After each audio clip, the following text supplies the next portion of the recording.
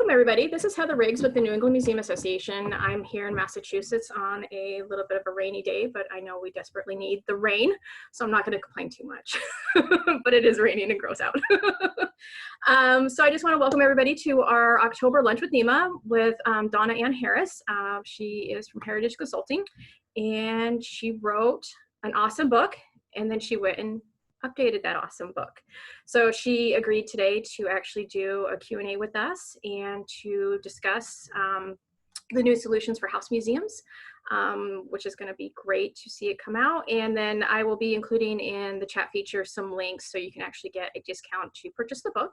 That'd be great. And also we do have the information for the slides available as well on the NEMA website. Today's session is being recorded and will be available later on this afternoon, just in case you have to pop out a little bit early, or if you want to share it with your friends and colleagues. That information will be on the NEMA website.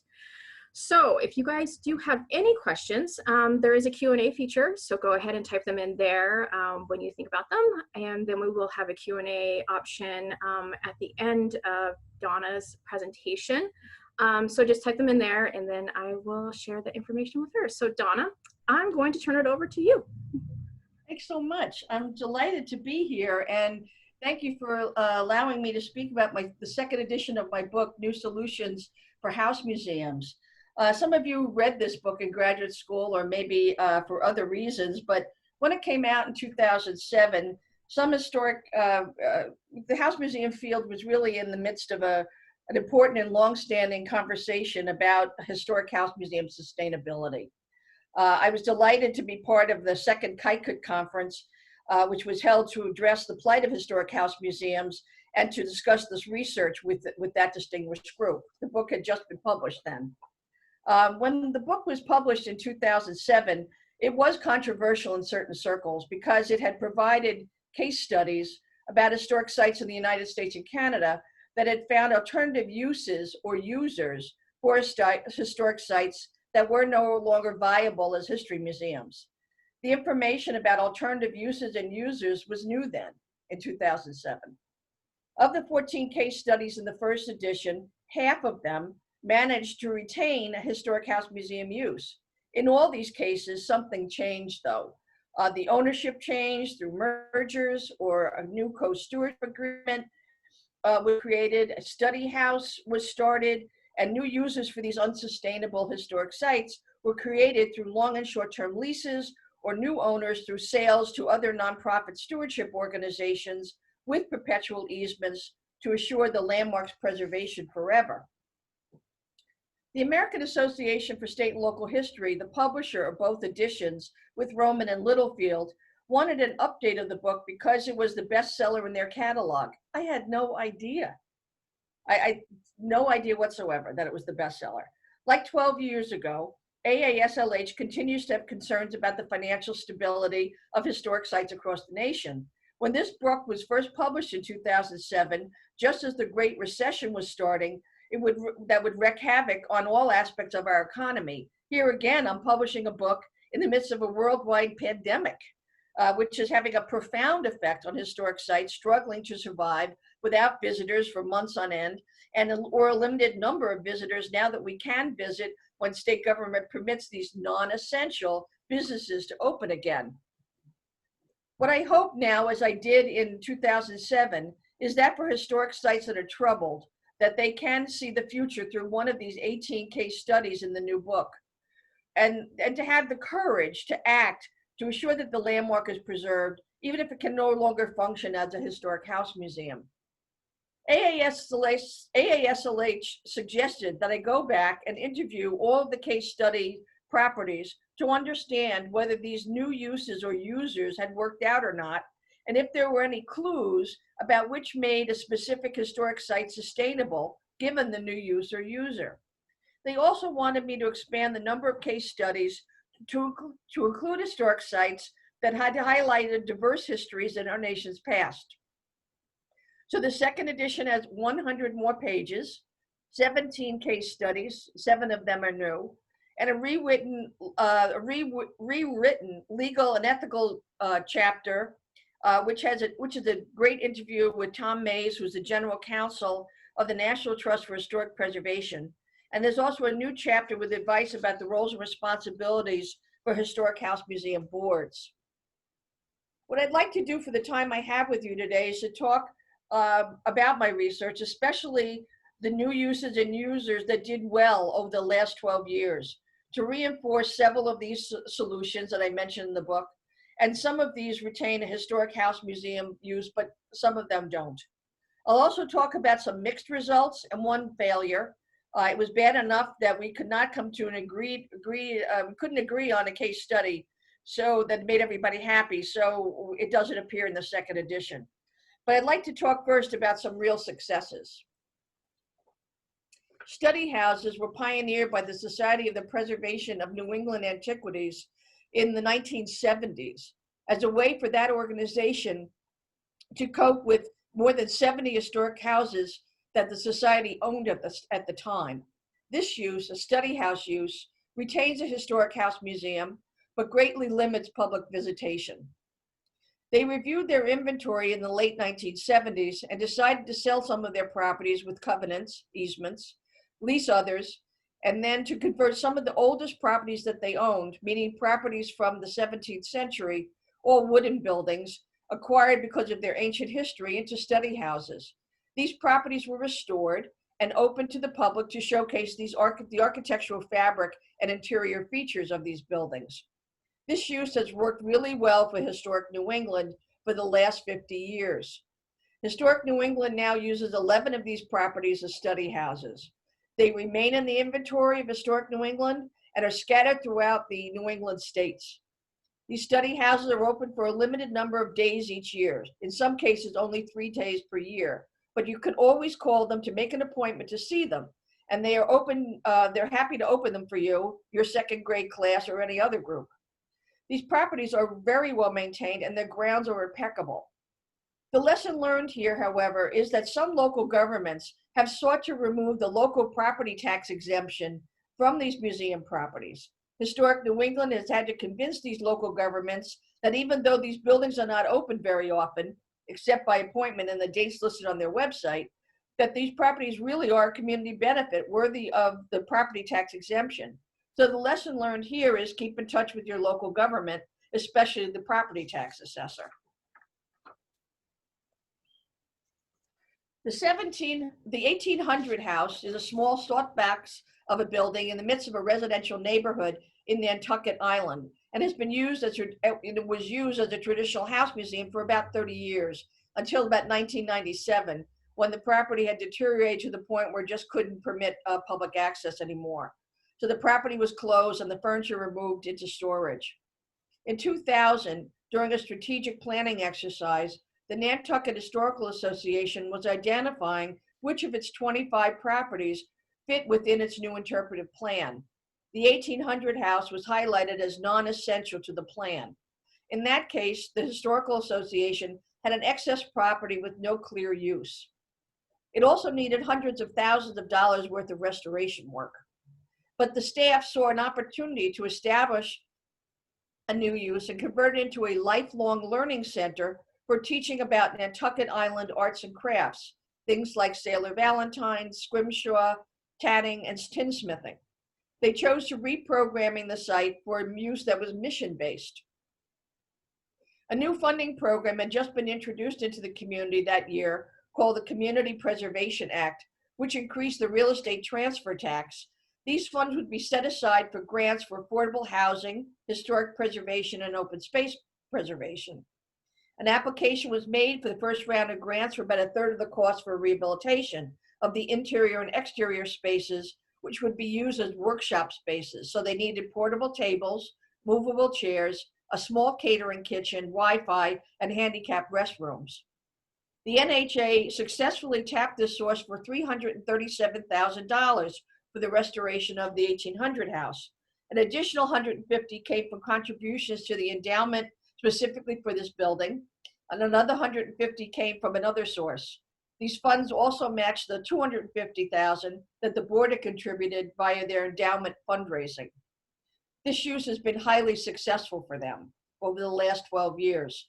The fees for classes and the grants that they raise are enough to pay for the programming, and the Nantucket Historical Association still maintains this property, which is open seasonally for these uses. So the lesson learned here is keep doing things that work well.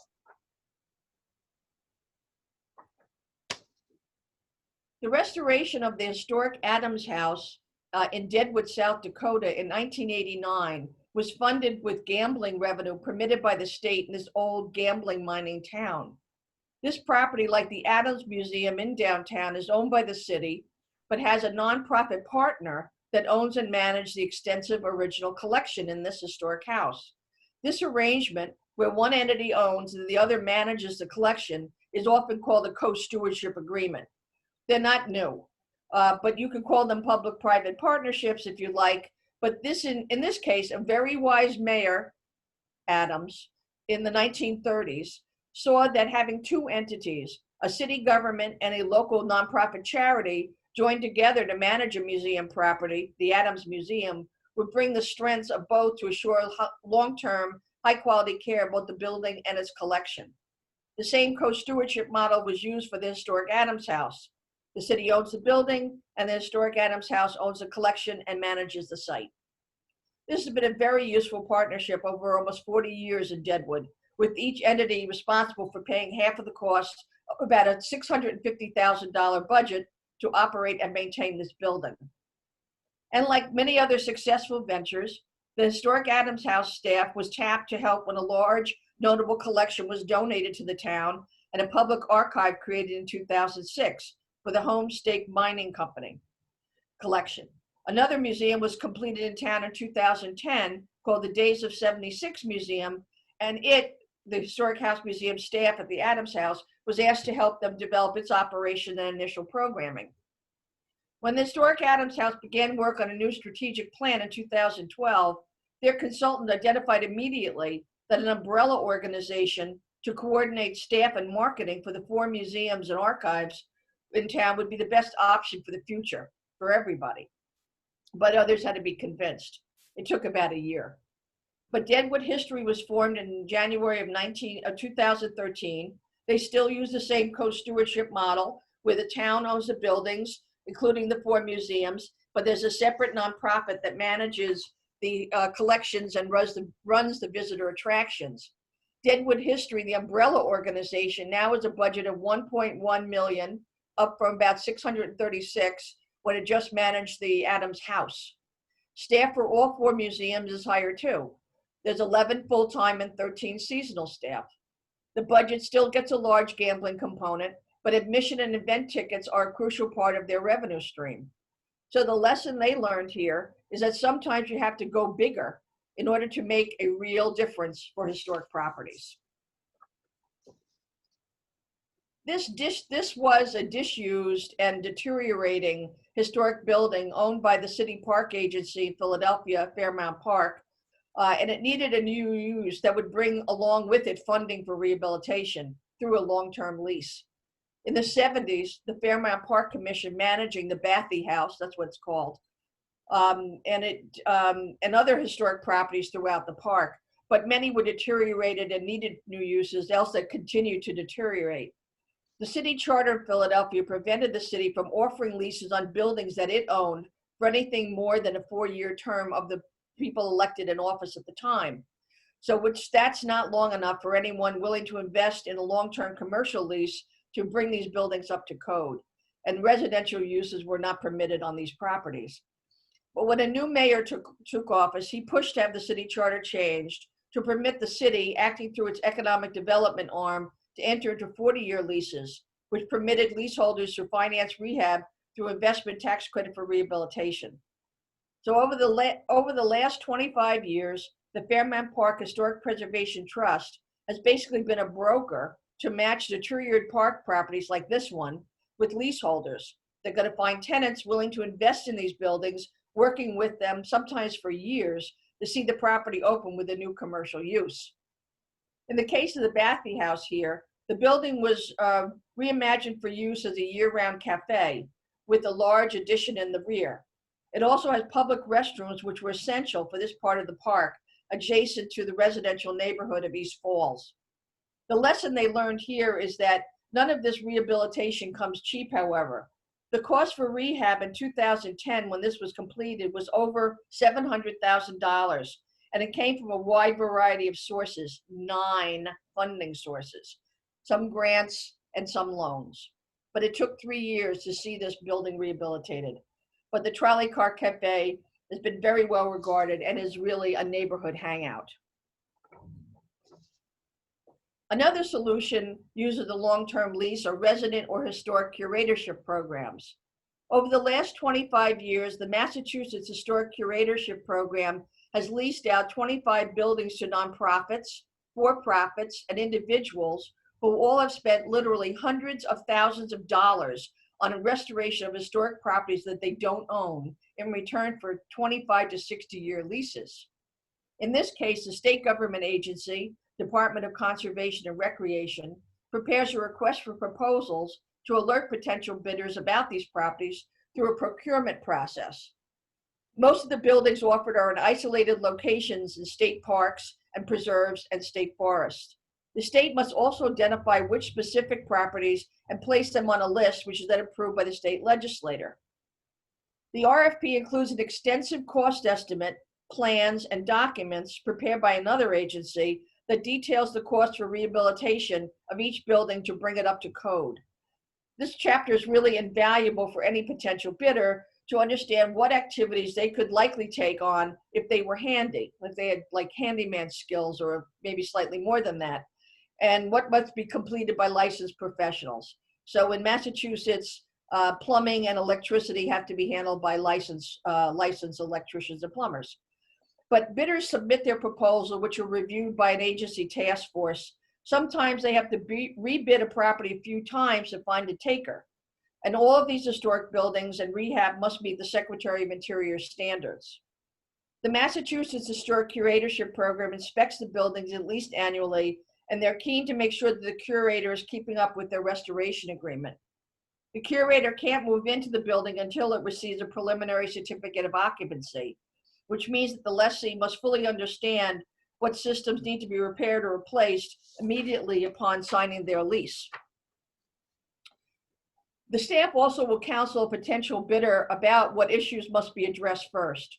The agency cannot bid the work out. The agency will not bid a property out that is a total wreck. I mean, they understand that that makes no sense. They will take care of structural issues and asbestos remediation, for example, before bidding any property out. And the lesson learned here is that curators need guidance as they get into any restoration project. Staff plays a pivotal role, and the cost estimates really create an important role for the curator and the agency to keep track of work done on the building. This is a 1798 building, Upsala in Philadelphia. It's a former house museum. It opened in 1944 as a historic site, but by the 1970s, visitation was down to less than 100 people a year. The historic Upsala Foundation, the owners, approached their across the street neighbor, Cliveden of the National Trust, about a possible merger in 2000.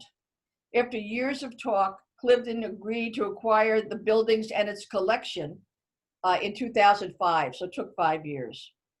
The original intent of the merger between Cliveden and Upsala was for Cliveden to use Upsala for staff offices, collection storage, and a visitor center for the 13 historic houses along Germantown Avenue, marketed as Historic Germantown, as well as for meetings and events. Curators from the trust inventoried the Upsala collection and found that only about 50 of the 200 objects had any direct provenance to the Johnson family, the builders of this property. But these were the objects that should be retained by Cliveden, and the rest were offered to nearby historic sites or properly deaccessioned as agreed by the Attorney General. Cliveden also realized after the merger that the building had lots of deferred maintenance and restoration needs. They were able to get some grants for repairs, but the property needed far more money than Cliveden was able to raise. 10 years after merging and using the property as offices and collection storage upstairs, Cliveden was approached by a private owner in 2003 about the possible sale of Upsala to that person. This was dismissed out of hand, but it did trigger a conversation about the real future of this property. The trust decided to offer an RFP to seek a nonprofit user for the property for any use. There were 3 responses to the RFP. 2 of them did not include any funds sufficient to pay for the easement endowment, which funds the annual inspection of the easement agreement that was going to be required to transfer this property to a new owner. And another proposal came in later, but it proved not to be financially viable. So after the RFP resulted in no feasible alternatives, Cliveden and the National Trust decided to look to the local real estate market to determine if it would produce any better or viable sustainable options. They decided to offer the sale of the property with the following information. I'll read this. The National Trust and Cliveden welcome proposal for nonprofit or income-producing uses, as well as proposals from individuals, including proposals that will return Upsala to its original use as a residence. The property is subject to preservation easement at the time of property transfer to ensure that the preservation of this important historic site in perpetuity. So the property was sold for $550,000 in April 2017, which was $50,000 above the listing price, amazingly, to a young couple who've been hard at work restoring the historic building and who have become important community preservation leaders. The lesson here is really about time. It took 5 years to negotiate a merger between Upsala and Cliveden, and it took another 4 years between starting to think about a new use for Upsala and when it was finally sold. So nothing about these changes happens quickly.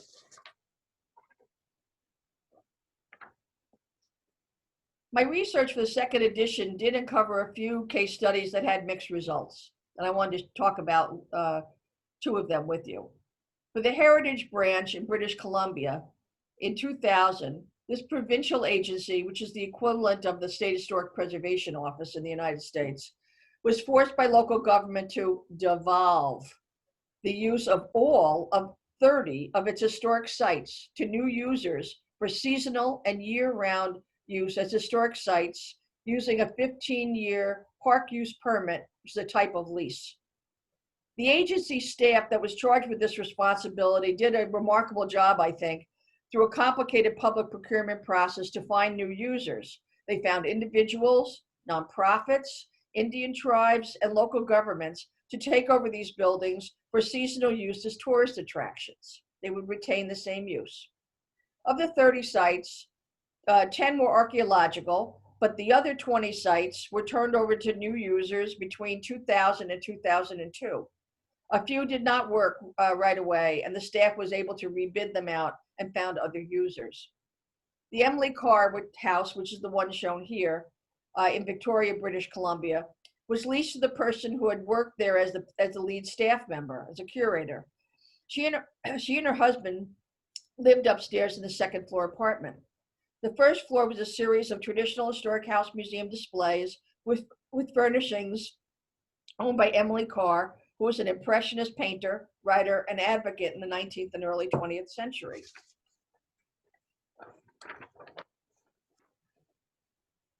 Having the long-term staff member there, she had very intimate knowledge about how much it really cost to run the house, provide visitor services, and maintain the property.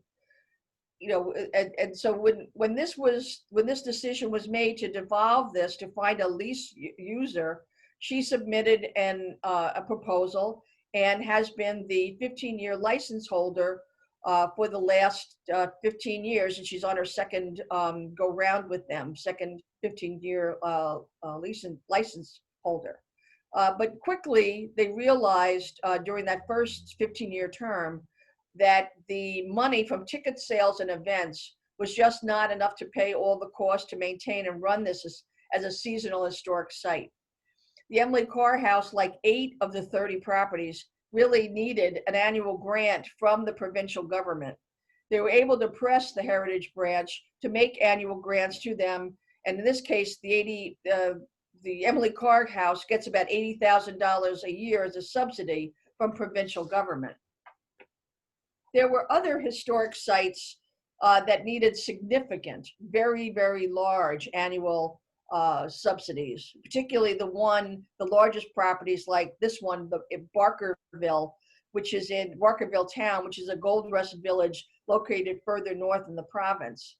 The nonprofit that formed a bid on this property quickly realized that admission, shop sales, food service, and parking revenues were not enough at all to run the site, let alone maintain the buildings. The nonprofit approached the Heritage Branch, and they were able to get an annual grant of $2.5 million to pay for their overhead and maintenance.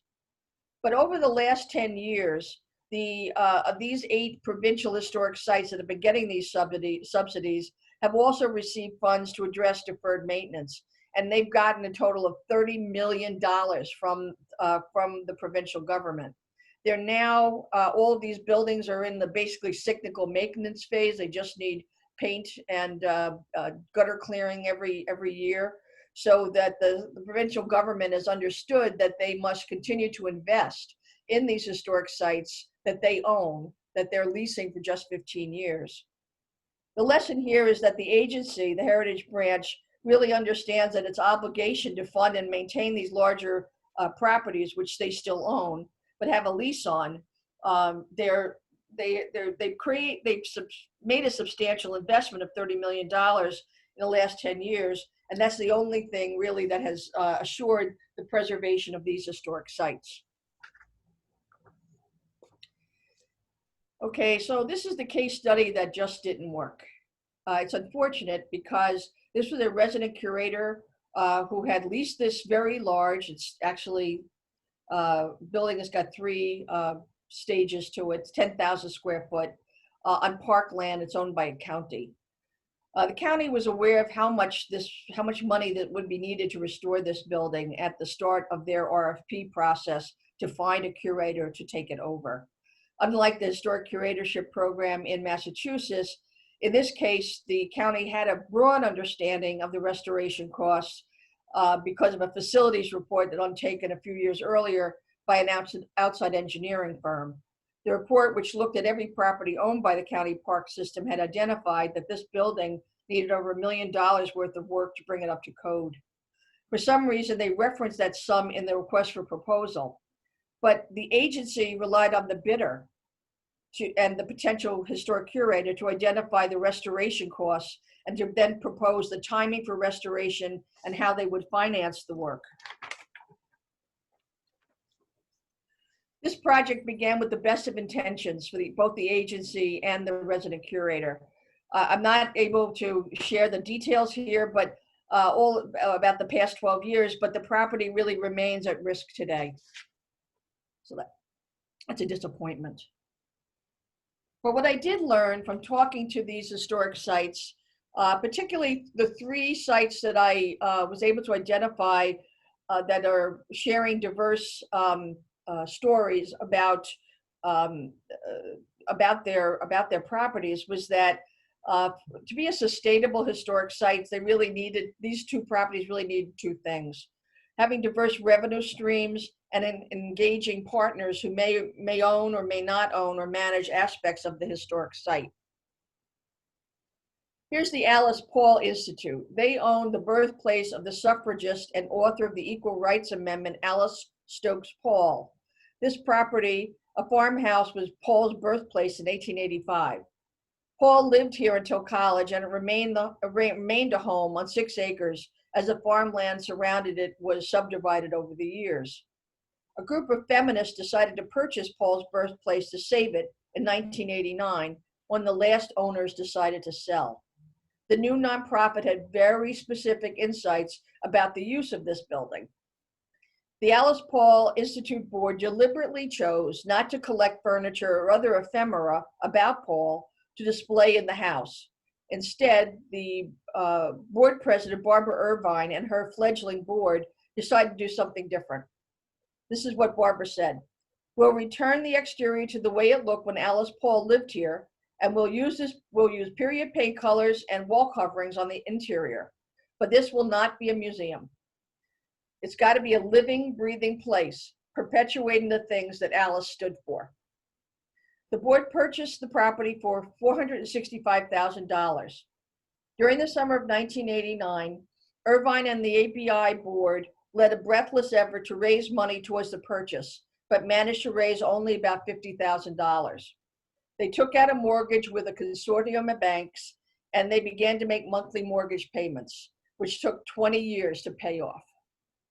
They were able to get grant funding to pay for restoration from the New Jersey Historic Trust, and by 2002, they had spent over $2.2 million to restore it, and the restoration was complete.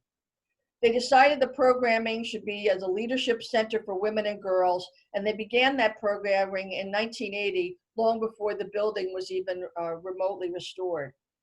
But what has been so interesting about this building to me and about this organization has been how it has become sustainable, financially sustainable over all these years, and it's because of their diverse revenue streams. About 1/3 of their $600,000 annual budget comes from individuals, members, people. Another third comes from special events, again, from people that they host every year. And the final third comes from grants and program fees. The organization has only begun to establish an endowment for this property, almost 40 years after the site was purchased. They have done that by budgeting for a surplus each year and building up of their reserves. Today, their unrestricted reserves has more than $500,000 in CDs and other accounts. So without individuals through support, through membership and tickets to special events, dinners, etc., this organization has been able to sustain themselves for the last 40 years. The Emmett TillInterpretive Center in Sumner, Mississippi is a historic site that tells the story about Emmett Till, a 14-year-old Black boy visiting from Chicago, who walked into the Bryant grocery store to buy candy. After being accused of whistling at the white woman behind the counter, Emmett Till was later kidnapped, tortured, lynched, and dumped into the Tallahatchie River. Two men, Roy Bryant and the owner of the store in the 70s and his half-brother, were acquitted for the murder the same year, but soon afterward they publicly admitted to Look magazine of the crime. This group has raised more than $3 million to restore the Tallahatchie County Courthouse, the site of the Emmett Till trial, and to restore it back to its 1955 appearance. They've also installed a series of large, colorful interpretive signs at locations throughout the county to tell aspects of the Till story. These have been repeatedly vandalized by bullets. Due to social media, the vandalism has been reported on CNN, the New York Times, and other outlets. People have found the Emmett Till Interpretive Center began to send them small checks in support of their work in racial reconciliation and restoration work. In 1 year, there were more than 1,000 donations. The director, Patrick Reams, has made a concerted effort to involve these donors and continue to cultivate them, asking for their annual support of their work. Today, the Emmett Till Interpretive Center's $200,000 budget comes from a variety of sources: 40% from project grants, 40% from the private donation from the 1,000 people that have sent them money in the past. Another 10% comes from in-kind support from the county. The county still owns the courthouse. They maintain it so that the Emmett Till Interpretive Center doesn't have to do that. But they do get money to keep the lights on and pay for insurance. And then another 10% is earned revenue from ticket sales. They've been doing lots of grants, but they understand they need to even further diversify their revenue sources.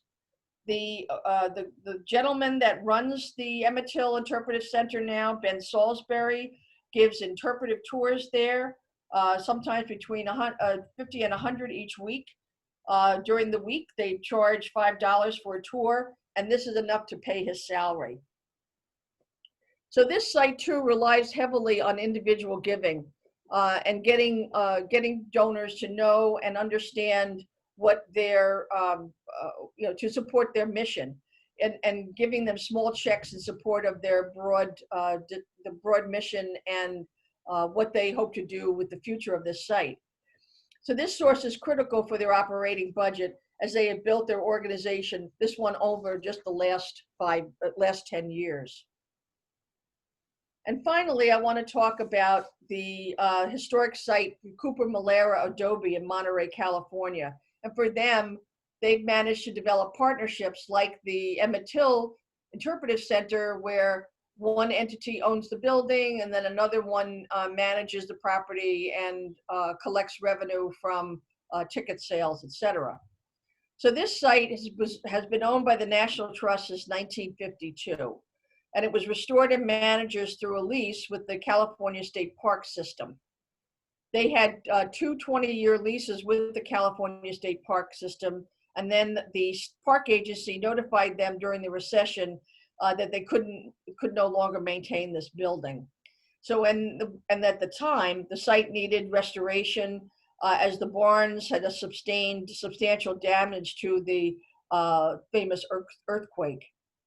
The site was not open very often in the last few years of park site stewardship. So the trust really needed to thoroughly rethink what to do with this 2.5-acre walled complex. To its favor, the site had always been mixed use. It had barns, it had warehouses and stores as part of its history. The trust initially thought about turning all of the buildings into commercial uses, but that idea was quickly turned aside when there was opposition from the local preservation community. Instead, what they decided to do was enter into a years-long collaboration with the local preservation leaders to fashion a shared use for this property.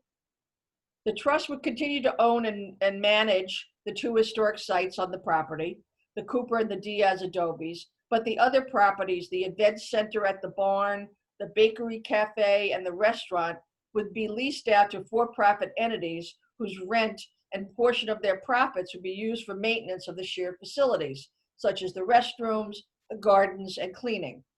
The two historic sites are open and interpreted to the public daily. There's no admission charge, and all the furniture is reproduction, so you can sit on the sofa and play the piano. All told, this was a $6 million project to restore and reuse the 6 buildings on the 2.5 acres, and the shared use relies on these partnerships to make it work. The lesson here is that without the for-profit partners, this project would never have been possible. This project also took a long time. From the recession until 2018 is a good 9 years. Now that we're sort of getting to the end of our time, I'd like to sort of summarize what I found. My research for the second edition of New Solutions for the House Museums identified that the vast majority of my 14 original case studies had fared well with these new uses and users over the last dozen years. There was one mixed success that we talked about today, the Heritage Branch of British Columbia, and they learned that their largest historic sites needed continual subsidy and could not rely entirely on ticket sale and admissions alone to maintain these historic properties as seasonal historic attractions. And my research uncovered, one sad disappointment. And finally, my research at a small number of historic sites that present history of a notable woman, a young Black man, and an early California settler showed that ongoing partnerships and focusing on individual giving through donations and special events are key to making these historic sites sustainable for the long term. I thank you for allowing me to share these stories with you, and I hope that some may inspire you in the future. I'm happy to take your questions. Before we do that, why not sell the book? Go for it. Go for it, right? I'm delighted the publisher, Rowman & Littlefield, is offering a 30% discount for this book. It won't be published until December 15th officially. I know it's in production now. They say sometime between November and December 15th. But if you're interested in purchasing it, you can use this code RLFANDF30. And there's also a flyer that you can use at one of the other handouts. So please, I'd be happy to take your questions. Yep. So Donna, thank you for all of that. There's a lot of really cool sites that I need to go visit when I can go visit again. So if anybody does have any questions, you have a couple options. You could do the Q&A. You can type it in the chat. Just make sure you do to all panelists and attendees so everybody can see. or you can raise your hand and I can unmute you and you can actually just ask your question verbally instead of writing it down. So while people are thinking about that one, so I know a lot of this was for before times, but I'm kind of curious about the co-stewardship agreements. Do you think with everything that has happened this year that you might see more of those going forward? Yes, I also believe that there will probably be some mergers of historic sites that, finally, come to the conclusion that we may as well join together with a neighboring historic site, or have, create some long-lasting agreement between us that we're going to market together, and that there might be some efficiencies if we are able to put all of a lot of the back office activities like accounting, auditing, et cetera, through one organization rather than paying for two. I do see co-stewardship as a really great opportunity for historic sites that have, where you have another entity that's the owner, like a state agency that owns the building, and the not-for-profit is the one that owns the collection and is responsible for managing the historic site over time. That I think, particularly if you can insist, like the Heritage Branch, that they go back and the owner should maintain the building.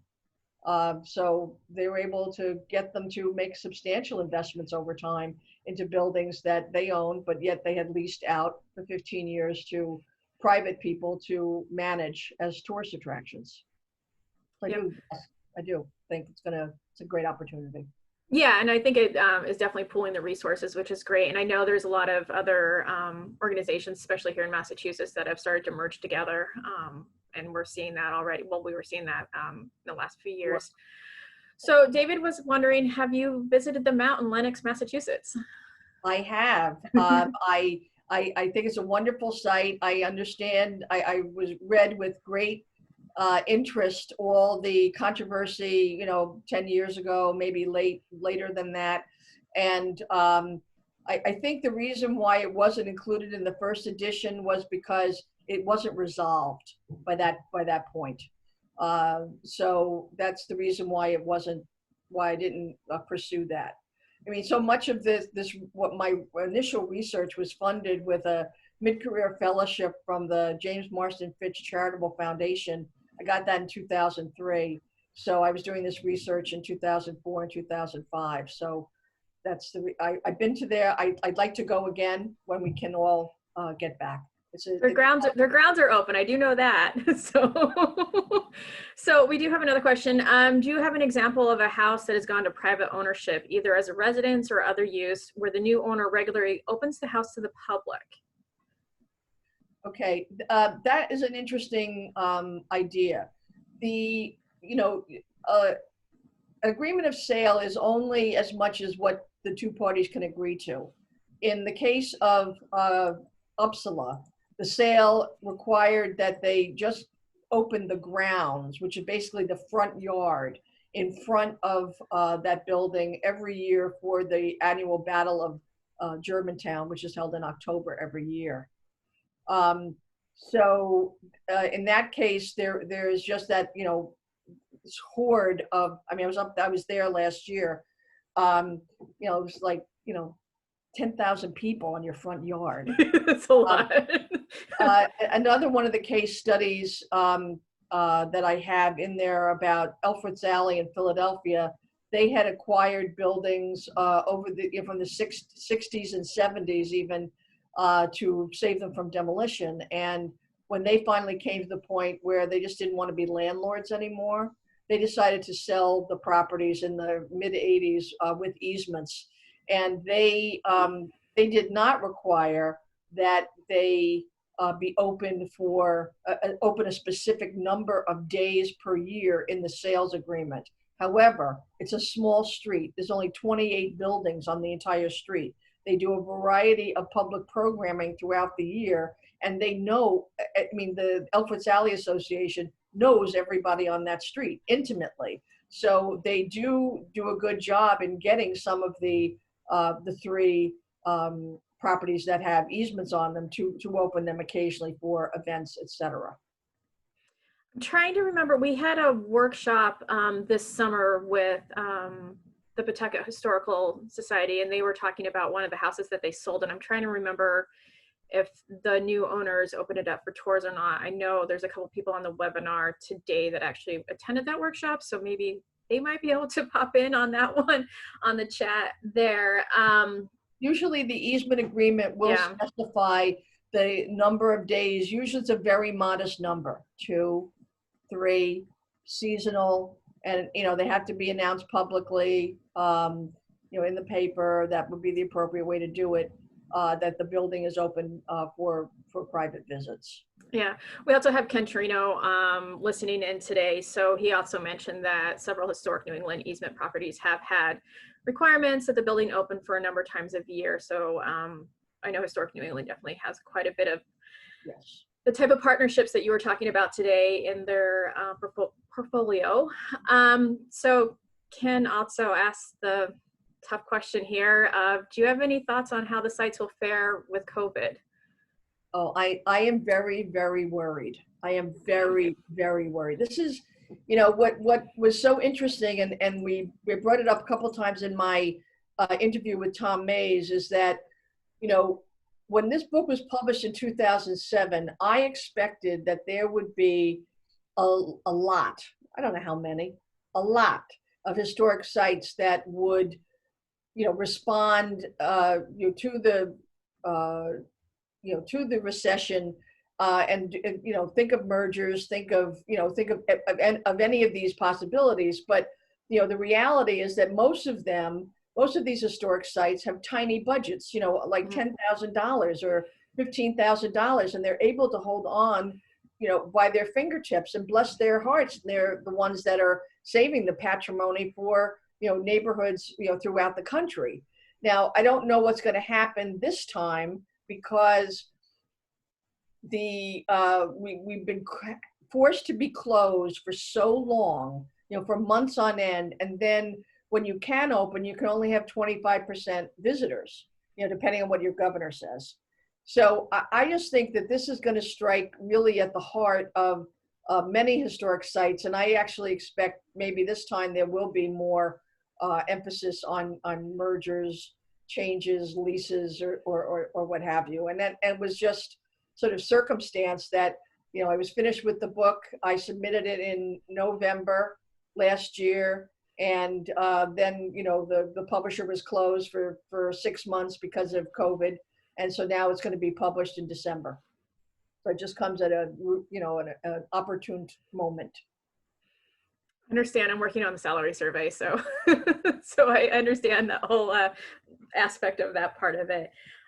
Does anybody else have any final questions while we have Donna on the line?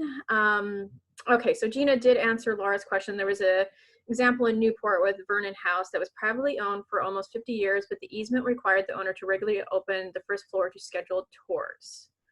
Okay. There are some examples out there. Yeah. On that one. So that one went to all panelists, so that's why I read it out loud.